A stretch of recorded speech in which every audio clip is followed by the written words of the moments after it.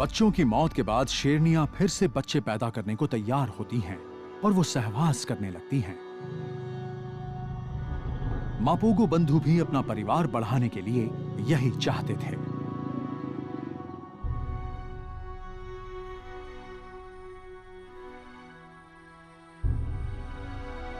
करीब 3 महीने के दौरान इस इलाके में शेर के जितने भी बच्चे थे वो सब मारे गए और मापोगो बंधुओं ने उन्हें खा लिया।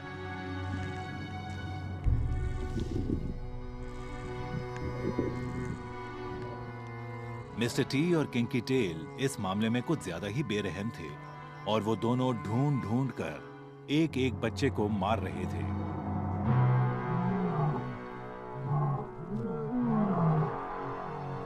अपने पहले ही साल में मारे जाने वाले शेर के करीब 1/4 बच्चे दूसरे शेरों का ही शिकार बनते हैं।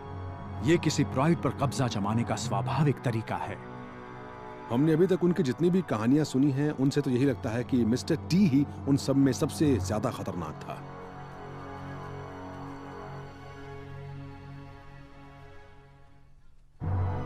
शेरों का ये खून खराबा आमतौर पर बच्चों की मौत के बाद खत्म हो जाता है, लेकिन मापोगो बंधुओं का गठबंधन इससे बिल्कुल ही अलग था।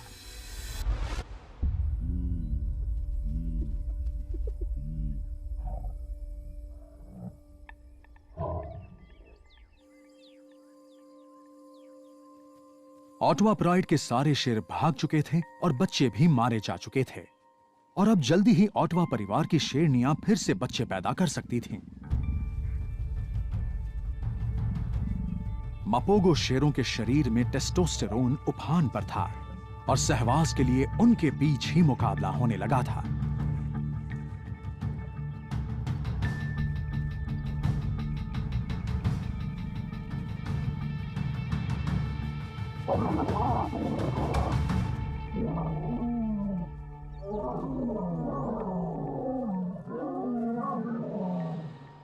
वो तो इस कदर जोश में थे कि उन शेरनियों की भी जान लेने लगे थे जो उनके साथ सहवास करने को तैयार थीं।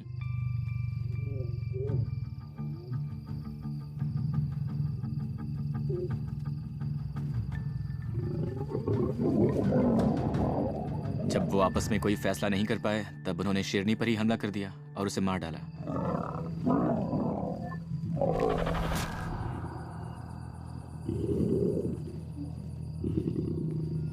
मैंने सबसे पहले यही देखा कि मिस्टर टी एक शेरनी की पीठ में अपने दांत गड़ा रहा है। फिर वो उसका गला घोंटने लगा।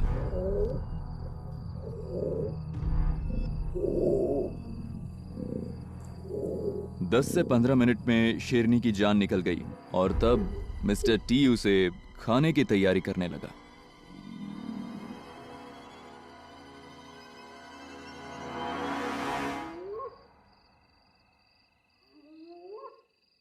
सच कहूं तो मापोगो बंधुओं की कुछ हरकतें ऐसी थी जो बड़ी ही अनोखी थीं, जैसे कि शेरनियों को मारना। किसी प्राइड में शेरनियों को मारना, उन शेरनियों को जिनके साथ सहवास करके वो बच्चे पैदा कर सकते थे, ये बात बड़ी अनोखी है और मैंने जंगलों में पहले कभी ऐसा कुछ नहीं देखा था।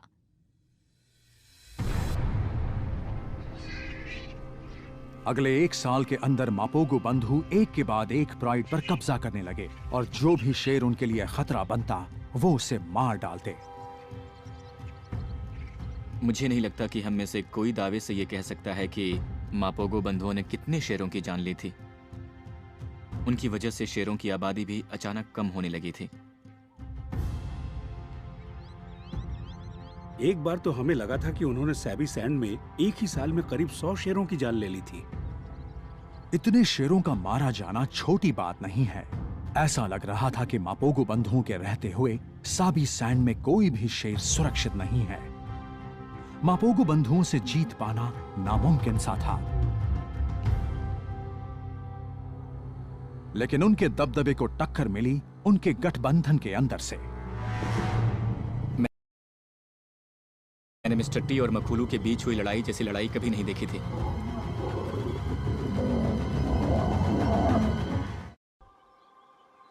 सन 2008 तक मापोगो बंधुओं ने कई दबंग शेरों को मार डाला था और बहुत बड़े इलाके पर कब्जा जमाने में कामयाब हो गए थे। वो इलाका इतना बड़ा था कि उसमें कभी 5 अलग-अलग इलाके हुआ करते थे। हमने पहली बार कोई ऐसा गठबंधन देखा था जिसने इतने बड़े इलाके पर कब्जा जमाया हो। जिस इलाके पर उनका कब्जा था उसमें साबी सैंड्स गेम रिजर्व का ज्यादातर हिस्सा शामिल था। करीब 70,000 हेक्टेयर के इलाके पर उनका कब्जा था। यानी 1,60,000 एकड़ से ज्यादा बड़ा इलाका, मैनहट्टन से करीब 7 गुना बड़ी जगह। सैबी सैंड्स जैसी जगह जहां काफी बड़ी संख्या में शिकार हो, पानी की कमी ना हो और टक्कर देने के लिए बहुत सारे शेर हों, वहां एक छोटे इलाके में ही सीमित रहना ज्यादा अच्छा होता है। सच कहें तो मापोगो बंधुओं ने करीब करीब पूरे सैबी सैंड्स पर ही कब्जा जमा लिया था, जो इस बात का सबूत था कि उनका गठबंधन कितना मजबूत था।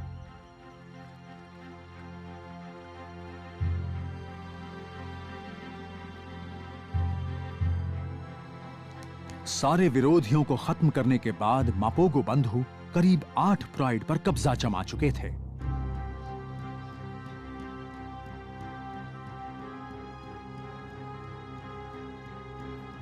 अब वो साबी सैंड के बेताज बादशाह बन चुके थे। मगर उनमें से कुछ तो इतने से भी खुश नहीं थे।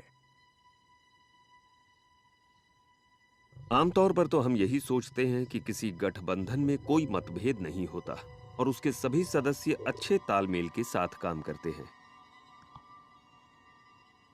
अक्सर यही देखा गया है कि ऐसे किसी गठबंधन में 1 या 2 शेर दबंग होते हैं और बाकी उसके सिपहसालार। लेकिन फिर उनके सामने ये सवाल होता है कि वो उस टोली में रहें और दबंगों का हुक्म बजाएं या फिर उनसे अलग होकर अपनी एक दूसरी टोली बना लें। मिस्टर टी और किंकी टेल तो मानो सिपह सालारी के लिए पैदा ही नहीं हुए थे। वो तो बस राज करना चाहते थे। लेकिन एक शेर उनके रास्ते का कांटा था। मखोलू यकीनन मापोगो बंधुओं में सबसे दबंग था। वो बॉस था। मैंने मिस्टर टी और मखोलू के बीच हुई लड़ाई जैसी लड़ाई कभी नहीं देखी थी। उस लड़ाई में मिस्टर टी ने उसे कड़ी टक्कर दी थी।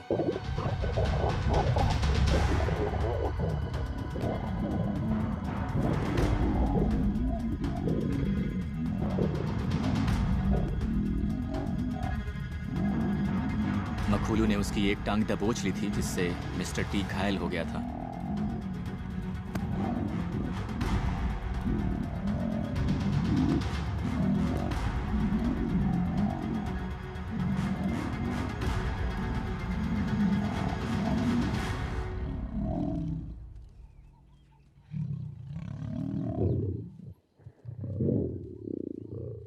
और उसके बाद ही गठबंधन में दरार पड़ने लगी। मेरे ख्याल से ये भी एक वजह थी कि वो दोनों बाकी चारों को छोड़कर चले गए।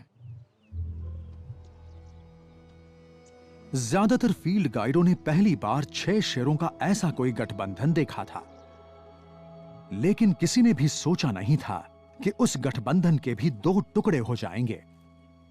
लेकिन सन 2008 में यही हुआ।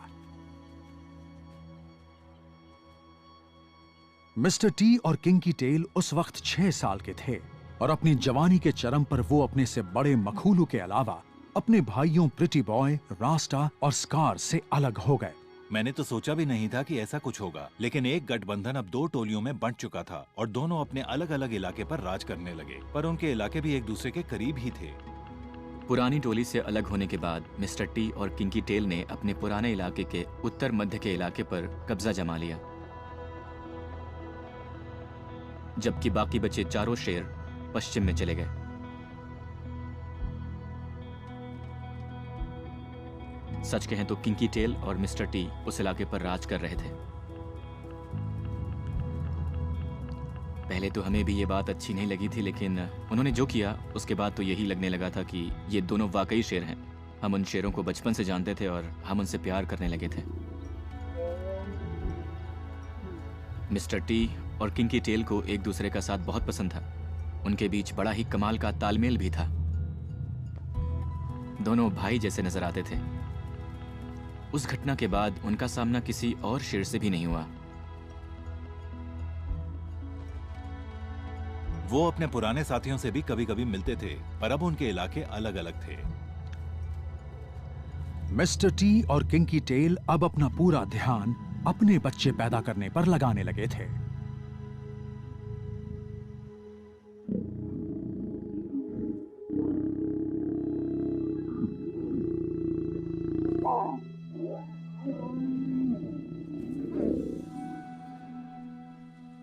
अगर बच्चों की देखभाल करने वाले शेरों की एक दबंग टोली साथ हो, तो शेरनियां भी खुद को सुरक्षित समझती हैं, क्योंकि वो शेर उनके बच्चों को दूसरे शेरों से बचाते हैं।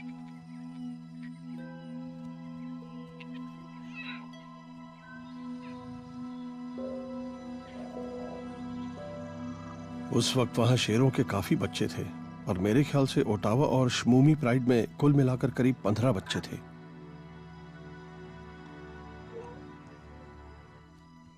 कई दूसरे प्राइड्स में भी नए बच्चों का जन्म हुआ था और वो मापोगो बंधुओं के अलग-अलग इलाकों में रहते थे। इस गठबंधन के बनने के बाद इतनी शांति पहली बार आई थी। उस नई शांति के साथ एक नई चुनौती भी सामने आई। वो थे उनके पिता। शेर आमतौर पर बच्चों के साथ नरमी से पेश नहीं आते, लेकिन मखूलू उन बच्चों के साथ कभी सख्ती नहीं करता था।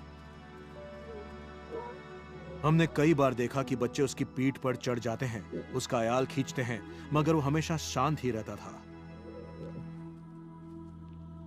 अच्छा पिता बनने के लिए सिर्फ अपने बच्चे के सिर पर हाथ फेरना ही काफी नहीं होता, उसे पूरे इलाके में गश्त भी लगानी पड़ती है ताकि कोई घुसपैठिया ना आ जाए।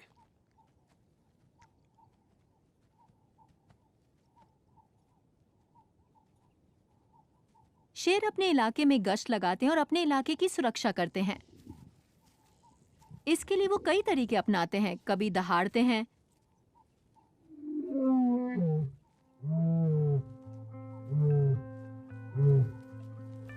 तो कभी गंध के निशान छोड़ते हैं। इस तरह गश्त लगाने से वो अपनी मौजूदगी का सबूत देते हैं।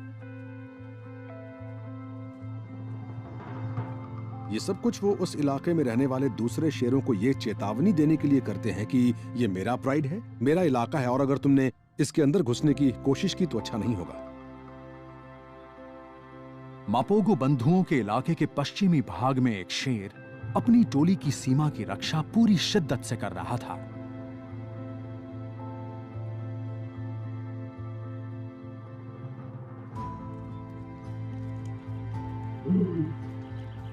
मैंने कई बार मखूलू को बाकी के मापोगो से काफी दूर दूर देखा था। उसे देखकर मैं यही अंदाजा लगा पाया कि वो अपने इलाके की गश्त लगा रहा है।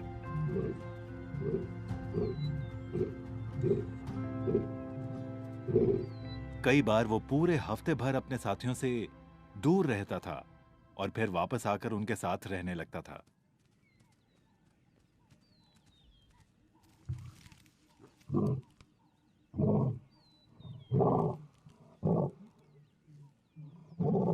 उसकी सबसे बड़ी वजह यह थी कि उन्हें बहुत बड़े इलाके की गश्त करनी पड़ती थी और गश्त लगाने का काम वो अक्सर अकेले ही करता था।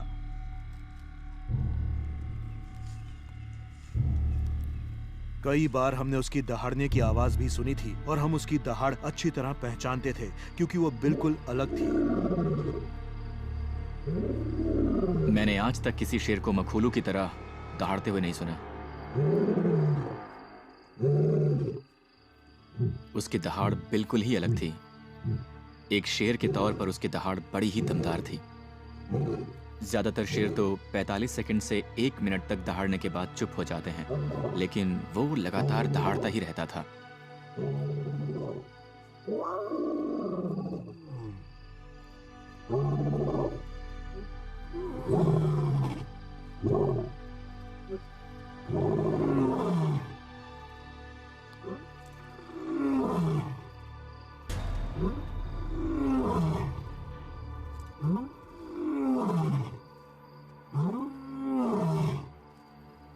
सन 2010 में मापोगो बंधुओं के दखल के बाद 4 साल बीत चुके थे।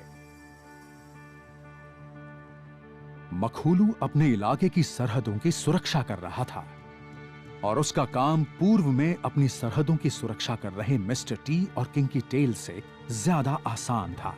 उनकी पूर्वी सरहद का ज्यादातर हिस्सा तो क्रूगर नेशनल पार्क से जुड़ा हुआ था और वहां कई ऐसे बंजारे शेर रहते थे जो मिस्टर टी और किंकी टेल के इलाके के अलावा उनके प्राइड पर भी कब्जा जमाना चाहते थे। जहां भी बंजारे शेर रहते हैं या शेरों की कोई और बड़ी टोली रहती है, वहां हमेशा खतरा बना रहता है, क्योंकि वो हमेशा दूसरे प्राइड पर कब्जा जमाने की ताक में रहते हैं।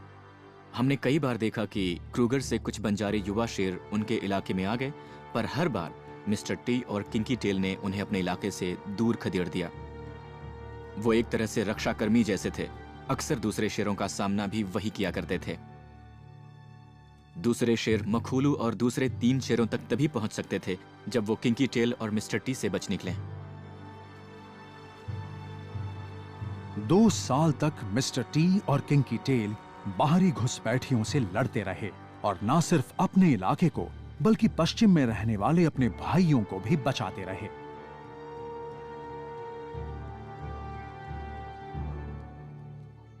मगर उन्हें इस बात का एहसास नहीं था कि 5 शेरों का एक और नया गठबंधन बन रहा है, जिसे हम आज मजिंगलांग कहते हैं, और वो बहुत धीरे धीरे दक्षिण की ओर बढ़ रहा था। किसी एक बंजारे शेर का सामना करना एक बात थी, पर 5 शेरों के गठबंधन से निपटना मिस्टर टी और किंकी टेल के लिए भी इतना आसान नहीं था।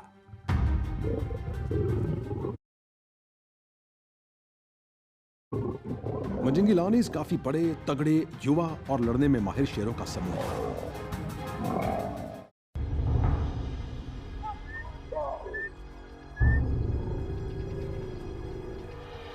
8 जून सन 2010 को मजिंगलान के नाम से मशहूर 5 शेरों की एक टोली साबी सैंड के उत्तरी पूर्वी इलाके में दाखिल हुई। मापोगो बंधुओं के कब्जे के बाद किसी ने उस इलाके में इतनी बड़ी टोली को नहीं देखा था।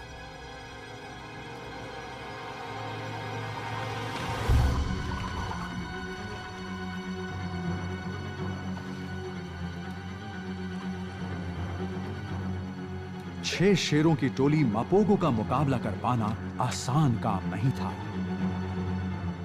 मगर उसमें फूट पड़ने के बाद अब पूर्वी सरहद की सुरक्षा की जिम्मेदारी सिर्फ मिस्टर टी और किंकी टेल की रह गई थी।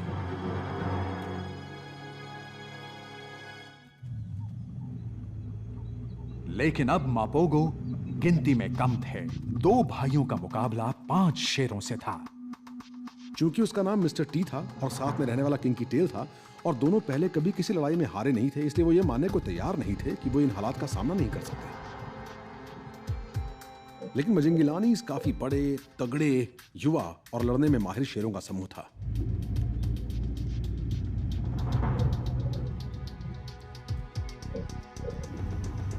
समझ में नहीं आ रहा था कि क्या होने वाला है। हमें अंदाजा नहीं था कि वो क्या करेंगे। मैं बहुत डर गई थी।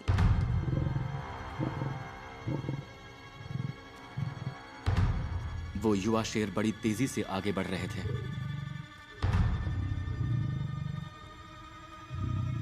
देखकर ही लग रहा था कि कुछ तो गड़बड़ है, मगर मैंने सोचा नहीं था कि मिस्टर टी आ जाएगा और किंकी टेल भी उसके पीछे ही होगा। मिस्टर टी और किंकी टेल अचानक ही उसके सामने आ गए और करीब 100 मीटर दूर तक उन्होंने उसका पीछा किया। मजिंगलानी के शेर को टोली से अलग करने के बाद मिस्टर टी और किंकी टेल ने उस पर हमला कर दिया। मिस्टर टी ने पीछे से उसकी गर्दन दबोची और जमीन पर पटक दिया और किंकी टेल सीधे उसकी जांघ पर चढ़ गया।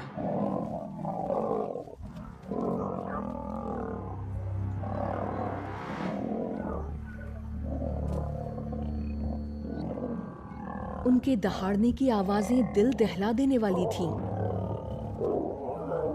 किसी के भी रोंगटे खड़े हो जाते। मिस्टर टी के चेहरे पर उसने कई वार किए। मुझे याद है वो जवाब देने की कोशिश कर रहा था, पर विरोधी शेर ने मिस्टर टी का कान दबोच रखा था, मानो उसे बाहर खींच लेना चाहता हो। लेकिन वो जब ये सब कर रहा था तब किंकी टेल लगातार उसके जांघ और उसके पिछले पैरों पर जगह जगह काट रहा था।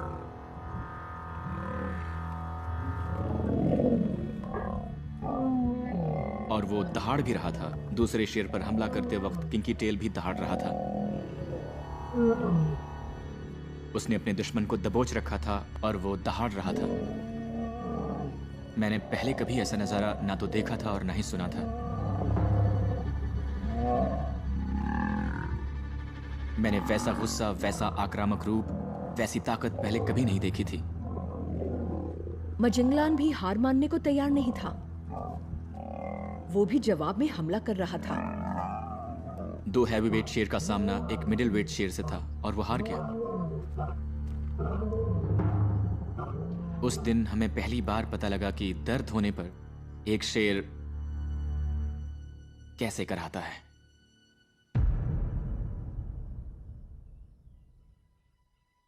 उनकी लड़ाई देखने के बाद मेरे दिल में बड़ा मिला जुला एहसास था। मैं इस बात से राहत महसूस कर रही थी कि उस जानलेवा लड़ाई में किंकी टेल या मिस्टर टी को ज्यादा कुछ नहीं हुआ था। घायल किंकी टेल और मिस्टर टी ने दिन भर अपने जख्मों का इलाज किया, जबकि मजिंगलांग को उन्होंने सड़क किनारे ही अधमरा छोड़ दिया था। एक बार फिर उन्होंने अपने इलाके की हिफाजत कर ली थी।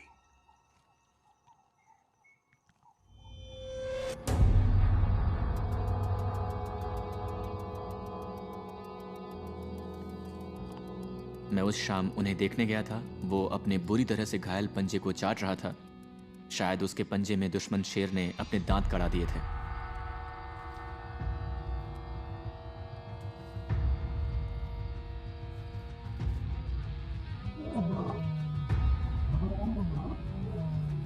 रात में खाने के वक्त मैंने जंगल के खुले इलाके और लॉज के आसपास शेर की दहाड़ सुनी। अचानक ही एक रेंजर ने मेरे घर का दरवाजा खटखटाया और कहा, अपना कैमरा लीजिए और जल्दी से बाहर आ जाइए।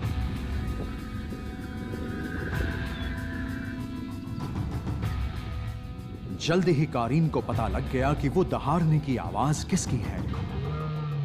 मजिंगलांग घुसपैठिए बढ़े चले आ रहे थे।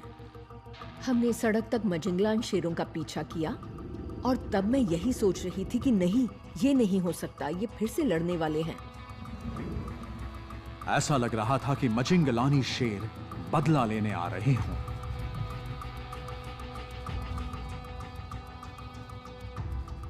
उन्होंने हमसे थोड़ी दूरी बना ली थी और हमें उनके करीब पहुंचने के लिए तेजी से भागना पड़ रहा था। एक जगह हम उनसे थोड़ा पीछे रह गए। हमें धूल के बादल दिख रहे थे और उनकी दहाड़ें और गुर्राहट सुनाई दे रही थी।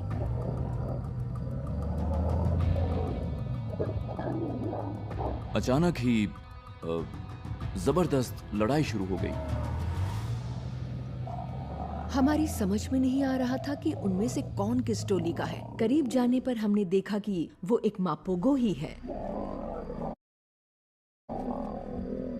और 4 मजिंगलान शेरों ने उसे दबोच रखा है।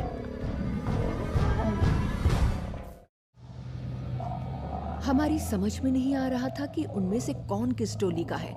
करीब जाने पर हमने देखा कि वो एक मापोगो ही है और 4 मजिंगलान शेरों ने उसे दबोच रखा है। हमें जल्दी ही पता लग गया कि उन चारों ने किंकी टेल को दबोच लिया है।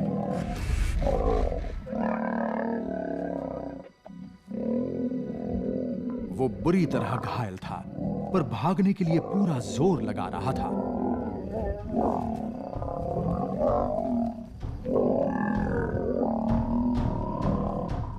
वो बड़े ही खतरनाक तरीके से हमला कर रहे थे। मैंने उस तरीके का हिंसक हमला पहले कभी नहीं देखा था।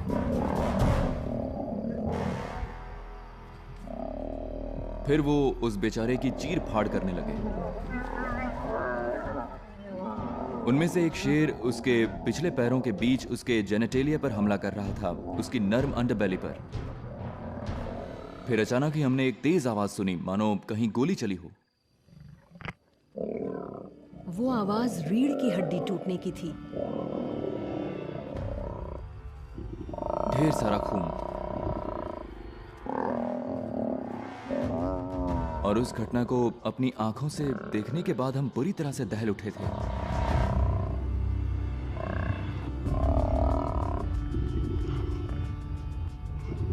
वो गंध, वो आवाज, वो नजारा, वो सब कुछ रोंगटे खड़े कर देने वाला था।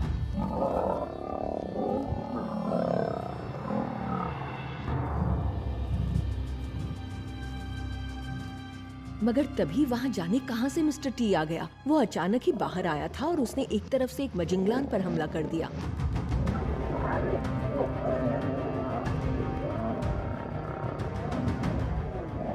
किंकी टेल बुरी तरह से घायल था, मगर इस बात से भी मिस्टर टी अपने भाई को बचाने से नहीं रुका। उसने 2 मजिंगलानी शेरों पर हमला कर दिया। वो अपने भाई की मदद तो कर रहा था, पर जानता था कि वो कुछ कर नहीं पाएगा। तब वो अपनी दुम दबाकर भाग निकला। जिन 2 शेरों ने किंकी टेल को पकड़ रखा था, वो अभी भी उसे नोच खसोट रहे थे। फिर वो उसे छोड़कर उसके भाई मिस्टर टी के पीछे भागे।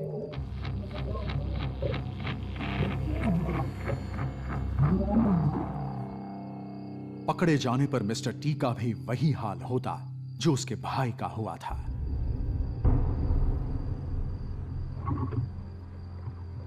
किंकी टेल बड़ी गहरी सांसें ले रहा था। कोई कुछ नहीं बोल रहा था। वहां भीषण सन्नाटा छाया था।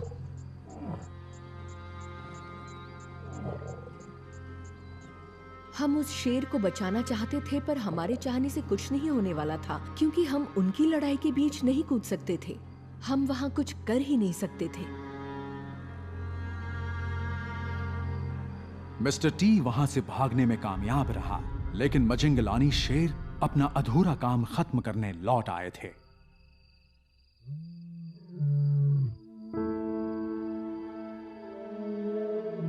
वहां पहुंचने के कम से कम 10 मिनट पहले से हम उनके लौटने की आवाज सुन रहे थे। फिर कुछ दूरी पर हमें वो आते हुए नजर आए। वो समझ गए थे कि वो अब उसके ऊपर हावी हो चुके हैं और वो घायल भी है। वो इतनी जल्दी ठीक नहीं हो सकता और उन्हें उससे कोई खतरा नहीं है। वो उसे वहीं खत्म कर सकते हैं।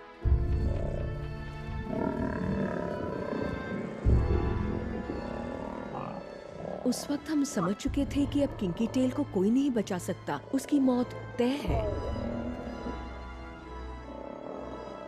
किंकी टेल को उस हालत में देखना मेरी जिंदगी का सबसे बुरा अनुभव था।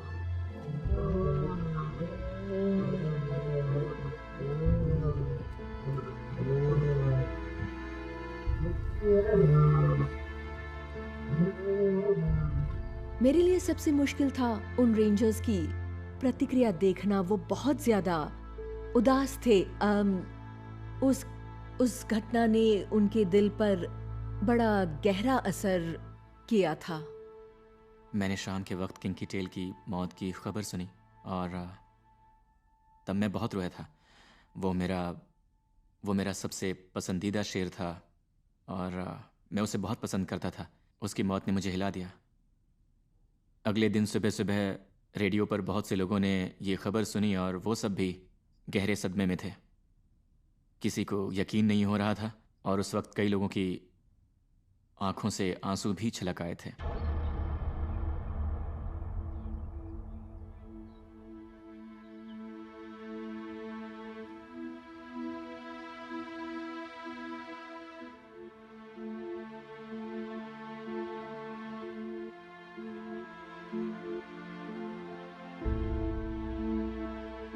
अगली सुबह हम सभी लॉज से निकल आए। हम ये जानना चाहते थे कि कल रात असल में क्या हुआ था। वहां पहुंचकर जो हमने देखा वो बहुत ही चौंका देने वाला नजारा था।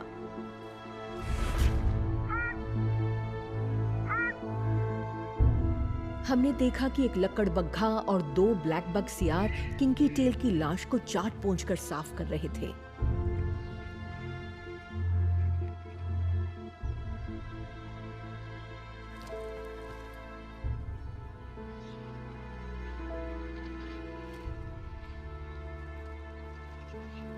वो खत्म हो चुका था। इतने खूबसूरत और शानदार शेर की सिर्फ हड्डियां ही बची थी।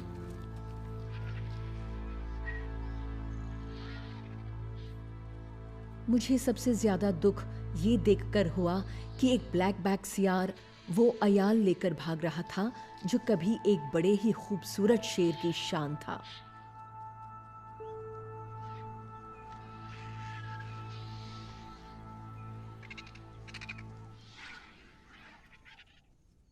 उसके बाद तो किंकी टेल हमेशा के लिए खत्म हो गया।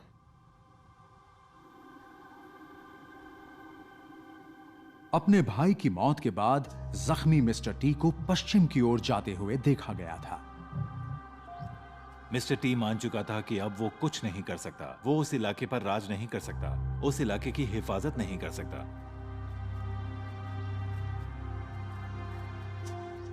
मिस्टर टी समझ चुका था कि उसका सबसे बड़ा सहयोगी, उसका भाई, उसका दोस्त, वो जो उसके लिए कुछ भी कर सकता था, वो अब नहीं रहा। उसे यह एहसास भी हो चुका था कि अब वो उस इलाके पर अकेला राज नहीं कर सकता। मिस्टर टी ने सोच लिया था कि वो अपने पुराने गठबंधन के भाइयों के पास लौट जाएगा। हमें करीब 2 साल तक मिस्टर टी नजर नहीं आया और फिर अचानक एक सुबह वो हमसे करीब 80 से 100 मीटर दूर खड़ा था। वो दूर से ही अपने भाइयों को देख रहा था। मखूलू और उसके पश्चिम के गठबंधन के दोस्त अब बाप बन चुके थे और उन्हें अपने बच्चों की हिफाजत करनी थी। मखूलू अच्छी तरह से जानता था कि अगर कोई बाहरी शेर उसके इलाके में आ गया तो क्या अंजाम हो सकता है। भले ही मिस्टर टी कभी उसके भाई जैसा था, लेकिन अब वो एक घुसपैठिया ही था।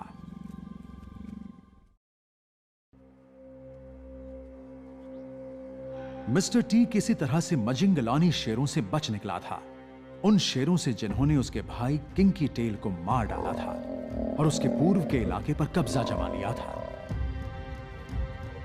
अब वो पश्चिम की ओर जा रहा था, जहां मखूलू और बचे हुए मापोगो बंधुओं का राज था।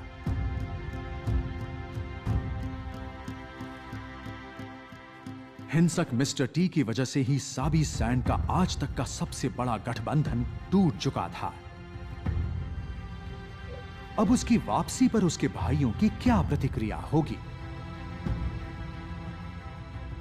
मखूलू मपोगो को मिस्टर टी की वापसी पर खुशी नहीं हुई थी, मगर वहां के बाकी तीनों मपोगो ने उसे कबूल कर लिया था।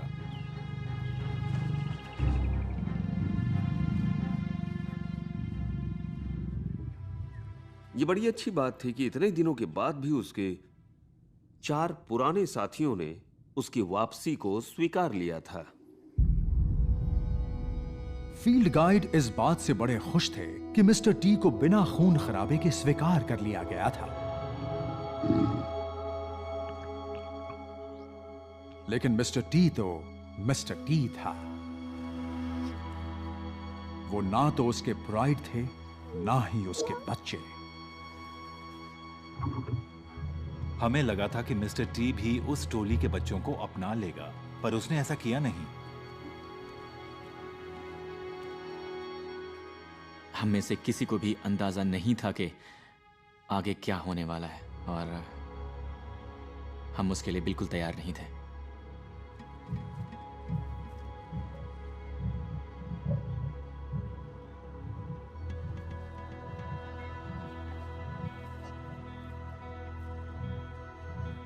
कुछ ही दिनों के बाद उसने टोली के बच्चों को मारना शुरू कर दिया।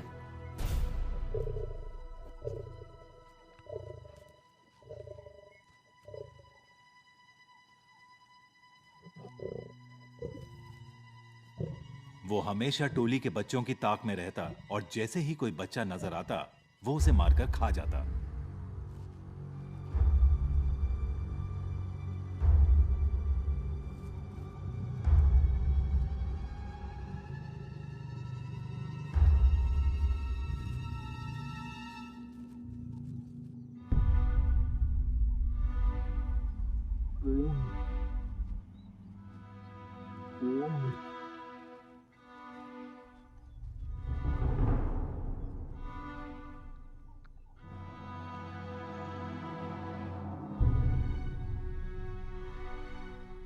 सबसे दिलचस्प बात तो यह थी कि उस टोली के दूसरे शेर इस ओर ध्यान ही नहीं दे रहे थे।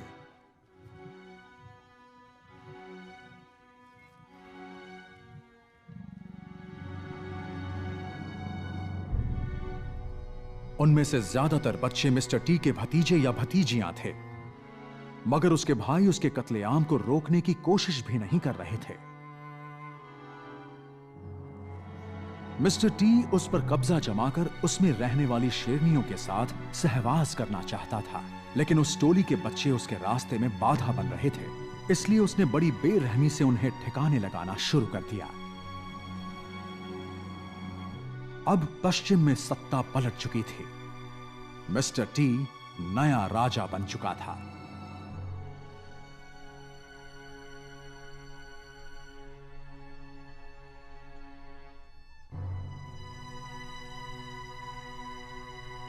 एक बार फिर से मिस्टर टी लौट आया था और उसने बच्चों को मारने के बाद फिर से अपना दबदबा बना लिया था।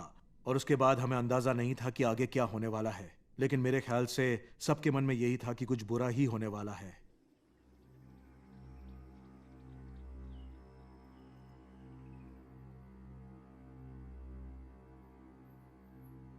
अगले 2 सालों में मजिंगलानी शेरों ने मापोगो के करीब करीब पूरे इलाके पर कब्जा जमा लिया। घुसपैठियों ने मिस्टर टी और किंकी टेल के ज्यादातर इलाके और उनके प्राइड पर कब्जा कर लिया था और उनके सारे बच्चों को मार डाला था।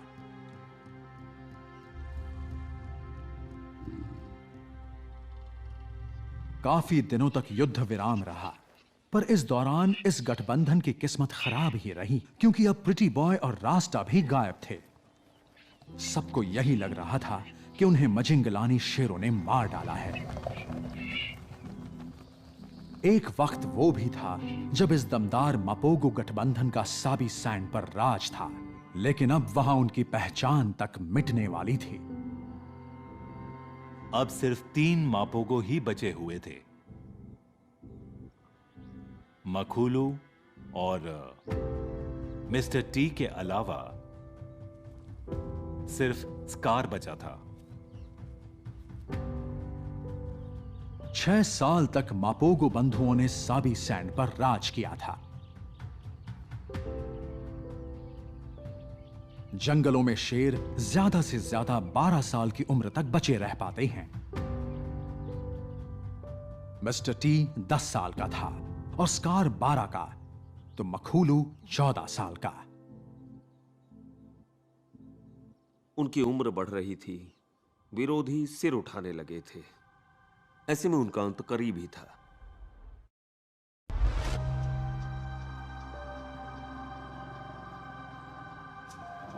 सोलह मार्च सन 2012 को 5 शेरों का एक और गठबंधन दक्षिण से मापोगो बंधुओं के इलाके में दाखिल हुआ। उस गठबंधन का नाम था सिलाटीज।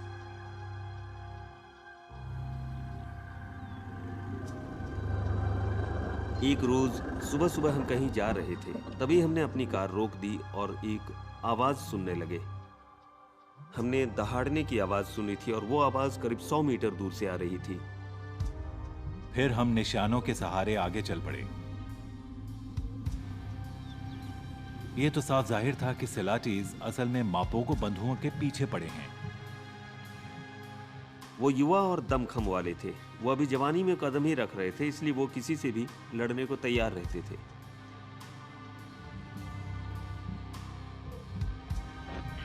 उन्होंने एक मापोगो को बाकी सबसे अलग कर दिया था, मगर वो कौन था इसके बारे में हमें मालूम नहीं था। एक उम्रदराज शेर को इतने युवा शेरों का सामना करने में बहुत परेशानी होने वाली थी, मगर इसके बावजूद एक मापोगो अपने बचे खुचे इलाके की हिफाजत करने से नहीं रुका।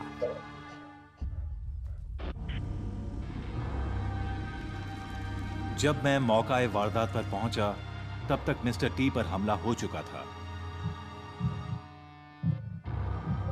आखिरी मापोगो सम्राट अपनी जान बचाने के लिए लड़ रहा था और वो अकेला था।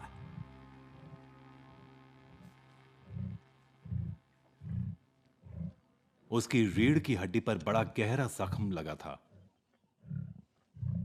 उसके पिछले पैरों के ठीक ऊपर और उसका पिछले पैरों से नीचे का पूरा शरीर अपाहिज हो चुका था। इसकी वजह से उसकी ओर बढ़ रहे चारों शेर बड़ी आसानी से उसे अपना शिकार बना सकते थे।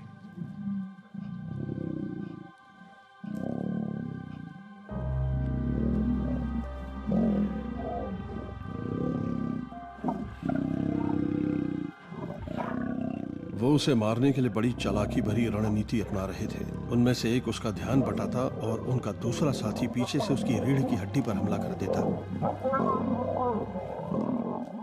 उन्होंने उसे गिरा दिया और करीब 15-20 सेकंड तक उसे बुरी तरह से नोचते खसोटते रहे।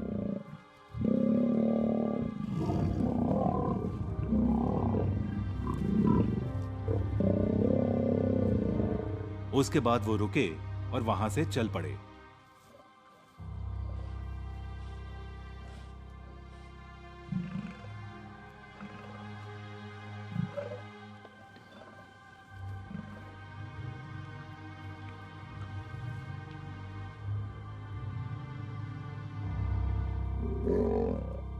मगर कुछ ही देर बाद वो फिर से लौटे और एक बार फिर से वही खूनी खेल शुरू हो गया।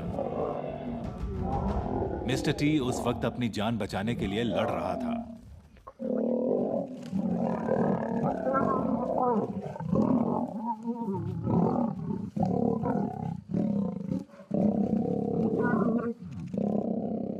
मुझे याद है वो मेरी तरफ देख रहा था। वो जिस तरह से उन शेरों का मुकाबला कर रहा था और इतनी बुरी तरह से घायल होने के बावजूद अपनी जान बचाने के लिए उन शेरों से जिस तरह से लड़ रहा था, उसी से पता लगता है कि वो कितना शानदार शेर था और कितना जिगर रखता था।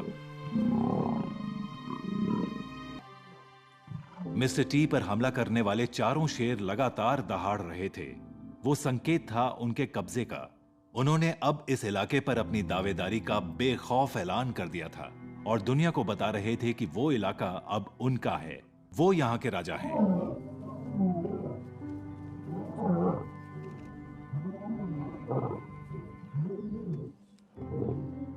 वो नज़ारा बड़ा ही चौंकाने वाला था। हम घबरा भी रहे थे, दंग भी थे और हमें अपनी आंखों पर बिल्कुल यकीन नहीं हो रहा था।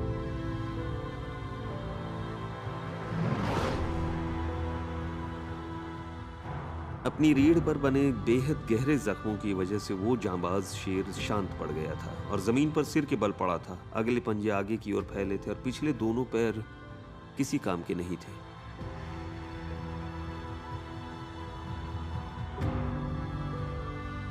वो उन जख्मों से उबर नहीं सकता था। मिस्टर टी का वो आखिरी दिन था और उस रोज उसकी मौत तय थी।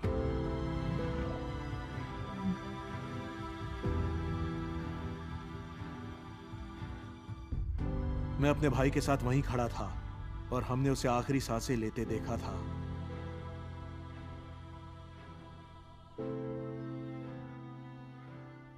इस तरह से एक युग को खत्म होता देख किसी की भी रूह कांप जाएगी और मैं तो बस यही दुआ करता हूं कि अब कभी ऐसा नजारा देखने को ना मिले। मापोगो बंधुओं की कहानी का अंत बड़ा ही दुख भरा था।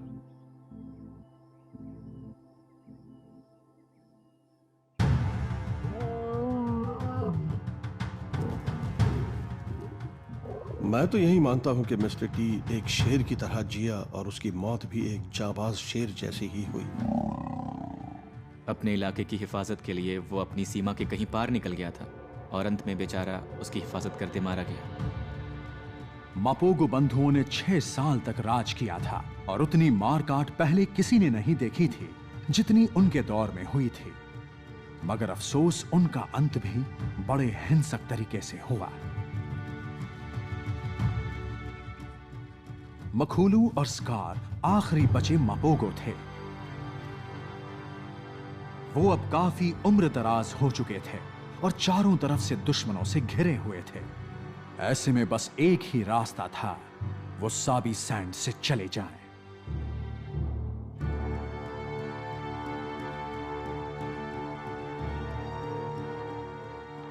अब मापोगो वहां कभी नजर नहीं आएंगे। मगर आने वाली पीढ़ियों के लिए उम्मीद की किरण बाकी है।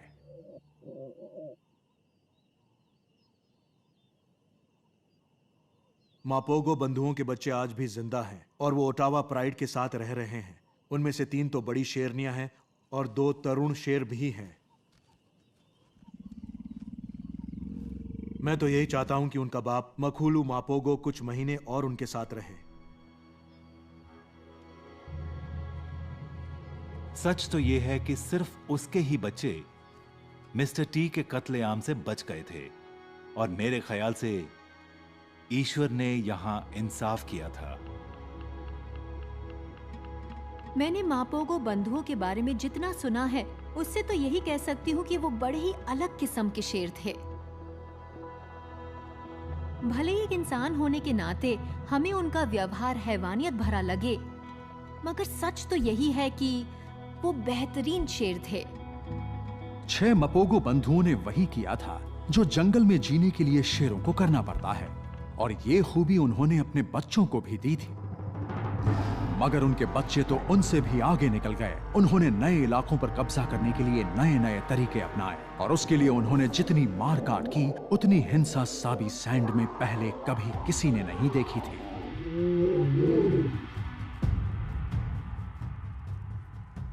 शेरों की जिंदगी का एक स्याह पहलू भी होता है जिसकी झलक बहुत कम ही मिल पाती है। वो प्यारे होते हैं, शानदार होते हैं, उनकी जिंदगी शाही होती है पर बेहद मुश्किल होती है, खतरों से भरी। मगर मापोगो बंधुओं ने हमें दिखाया कि असली शेर किसे कहते हैं।